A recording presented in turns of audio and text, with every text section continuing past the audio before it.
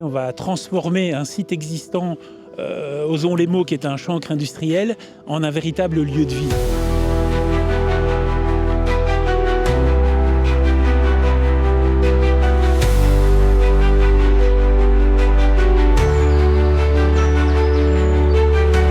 Actuellement, c'est ravi d'entrer dans une phase concrète du projet Arcadia. C'est un aboutissement, on est très enthousiaste. Nous allons développer d'abord une centaine d'appartements résidentiels, mais plus que ça, en fait, aussi des commerces, des professions libérales, une crèche. Donc c'est véritablement tout un habitat, un lieu de vie que l'on recrée ici, sur le site de la place de la Gare. Alors vous allez retrouver effectivement, on va dire, plusieurs immeubles avec un espace jardin, donc privatif, pour les occupants des bâtiments en partie centrale.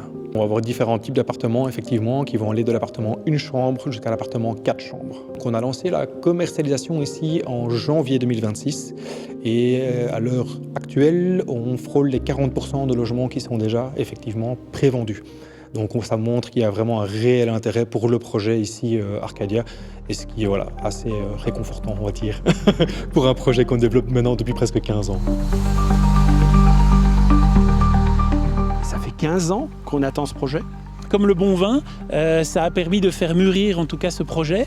Ça nous a permis d'avoir un projet tout à fait homogène, en tout cas dans sa version aujourd'hui définitive, beaucoup plus harmonieux aussi avec l'environnement actuel. Et donc voilà, le temps a fait son œuvre et nous a permis aujourd'hui d'avoir un projet pour lequel on est très enthousiaste et très fier. On a effectivement beaucoup de chasse-trois qui sont vraiment intéressés par le projet. Je pense qu'il y a vraiment une demande de rester dans la région, mais on a également des gens de l'extérieur, de Chastres, on va dire ça comme ça, qui viennent également pour s'installer et avoir ce cadre de vie confortable. On va avoir autant des jeunes couples ou des jeunes personnes qui cherchent pour un premier logement, on va avoir des familles, on a également des personnes qui regardent pour de l'investissement, on a aussi des personnes plus âgées.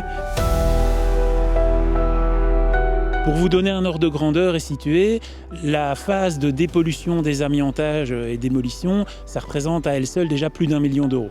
Donc ce sont des budgets conséquents. Vous vous en doutez, un projet comme celui-là qui s'étale sur 2 ans et demi, 3 ans, c'est plusieurs dizaines de millions d'euros. Dès le début du mois de juin, les riverains de Chastres vont pouvoir voir de l'animation, en tout cas sur le site. Et aux alentours du 15, on va démarrer réellement avec la phase de désamiantage et de démolition. Ce projet va être décliné en plusieurs étapes.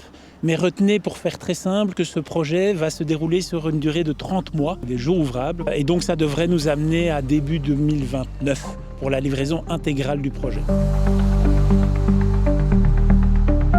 On fait en sorte de minimiser en tout cas les perturbations. Donc par exemple, on ne travaillera pas le week-end, on ne travaille pas pendant les congés du bâtiment. Pour être précis, en fait, c'est véritablement la phase de démarrage, en fait, de démolition, qui risque d'apporter un peu, en tout cas, un peu de nuisance, en tout cas, puisqu'il y aura les charrois, etc., l'évacuation. Et donc pour le charroi, on peut être rassurant de ce point de vue-là. Tout sera redirigé vers la route provinciale dans un but unique, c'est éviter évidemment le centre de Perbais. Mais dès lors où cette phase sera terminée, j'ai envie de dire que c'est un chantier plus traditionnel qui aura beaucoup moins de répercussions sur le voisinage direct.